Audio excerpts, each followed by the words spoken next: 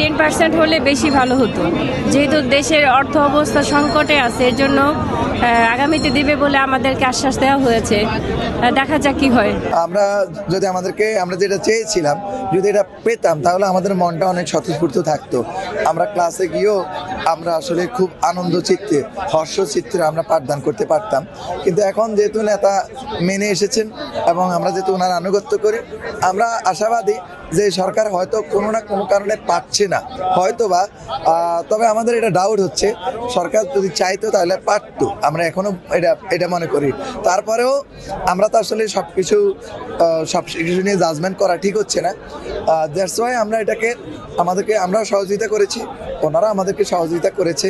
আমরা এখন ক্লাসে ফিরে যাব। আমরা প্রাথমিকভাবে আমাদের এটাকে প্রাথমিক বিজয় অর্জন মনে করতেছি, আর আল্লাহর শুকরিয়া আদায় করতেছি যে এটা দিয়ে আমাদের বিজয়ের যাত্রা শুরু।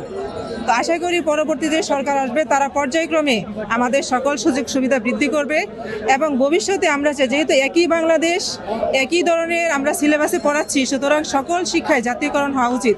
যদি জাতীয়করণ হয় তাহলে শিক্ষার মানও একরকম থাকবে এবং বাংলাদেশের সকল শিক্ষার্থী একই মানসম্মত পড়াশোনার মাধ্যমে যখন শিক্ষকের জীবনযাত্রার মান উন্নয়ন হবে, তখন কিন্তু অটোমেটিকলি সব কিছুর মান উন্নয়ন হবে। আমরা এমপিভুক্ত শিক্ষক সমাজ 6.5 লক্ষ শিক্ষক কর্মচারী আমরা বরাবরই অবহেলিত ছিলাম। আমরা সরকারিদের মতো পার্সেন্টেজে আমরা সর্বনিম্ন 20%-এর জন্য আমরা মার্জিন আকারে দাবি করেছিলাম।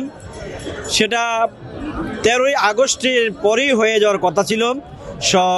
সংশ্লিষ্ট ব্যক্তিদের, আমলাদের প্রতারণার কারণে আমরা আজকে 10 দিন যাবৎ এখানে আসতে হয়েছে।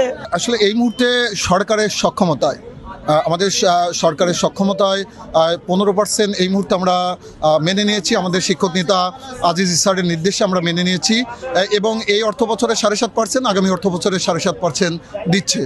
এটাতে সরকারের সক্ষমতায় আমরা হ্যাপি এবং আশা করছি এর মাধ্যমেই আগামীতে এই মাধ্যমিক লেভেলে ভালো ভালো মেধাবী শিক্ষক আসবে এবং 97% যে বেসরকারি এমপিভুক্ত শিক্ষা প্রতিষ্ঠান এগুলো আবার ঘুরে দাঁড়াবে, সঠিকভাবে পাঠদান হবে।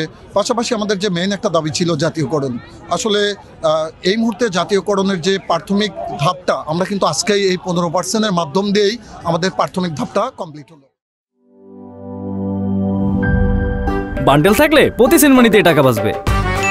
বিকাশ সেনমানি বান্ডেল কিনে জিতুন প্রতি লেনদেনে।